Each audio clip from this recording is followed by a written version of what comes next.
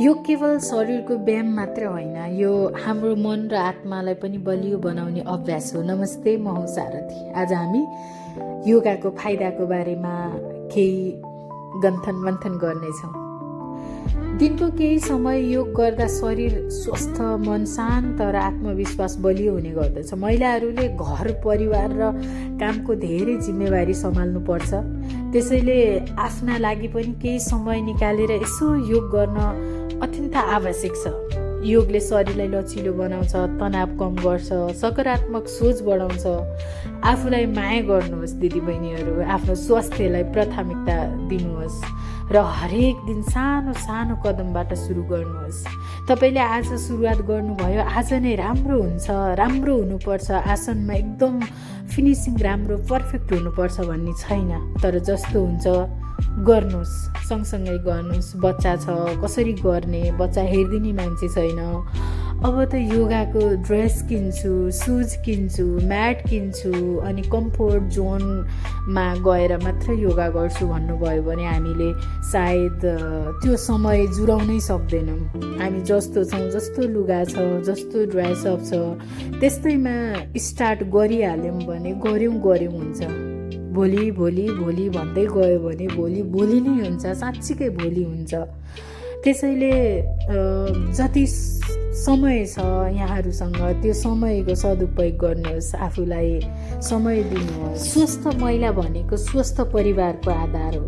तपाईँ पनि आजैबाट सुरु गर्नुहोस् र स्वस्थ, खुसी र आत्मविश्वासी जीवनतिर अगाडि बढ्नुहोस्।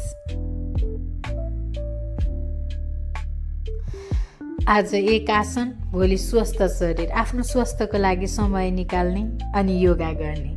म योग गर्दैछु अनि तपाईँ पनि सुरु गर्नुहुन्छ? आउनुहोस्, सँगै गरौँ। सँगै योग गरेर स्वस्थ बनाऊँ। मात्र दिनमा 10 मिनट निकाल्नुभयो हुन्छ। सुरुवात नहो, सुरुवातमा हजुरले 1 घन्टा गर्नुपर्छ भन्ने छैन। 1 घन्टा गरेर म त आज नै राम्रो गर्छु, सबै गर्छु भन्ने छैन। हजुरले एउटा मात्र सूर्य नमस्कार गर्नुभयो भने, 7 पटक गर्न सक्नुभयो भने त्यसले नै धेरै चेन्ज आउँछ लाइफमा। धेरै नै बडीमा चेन्ज आइसकेको हुन्छ। हामीले यसो हेर्दाखेरि हामीलाई फिल नभएको हुनसक्छ, केही न केही भित्र चेन्ज आएकै हुन्छ। राम्रो कुराहरू भइरहेको हुन्छ। सो यो अनुभव हजुरले लिन पाउनुहुनेछ जब हजुरले स्टार्ट गर्नुहुनेछ। जब सुरुवात नै गर्नु भएन भने हजुरले यसको अनुभव चाहिँ लिन पाउनुहुने छैन। हामीले वेट लस गर्न मात्रै ठुलो कुरा मान्नु हुँदैन। हामीले जब शरीरलाई ब्यालेन्स गर्न र मनलाई ब्यालेन्स गर्न अनि हामी आफै भित्रदेखि स्ट्रङ भएर आउन सक्नेछौँ जब हामीले योग सुरु गर्नेछौँ। हजुरले जेसुकै गर्नुहोस्, मात्र खाना खाएको जसरी, लुगा लाएको जसरी हामीले योगलाई पनि आफ्नो जीवनमा रेगुलर रुटिनमा एड गऱ्यौँ भने पक्कै पनि हामीलाई पछि गएर आया भन्न नपरोस् भन्ने मेरो चाहना हो। आई होप यहाँहरू सम्पूर्ण दिदीबहिनीहरू, दाजुभाइ जो जतिले भिडियोलाई हेरेर माया गरिदिनु भयो, थ्याङ्क यू सो मच। आगामी दिनमा हामी सँगै योग गर्नेछौँ। हाई त।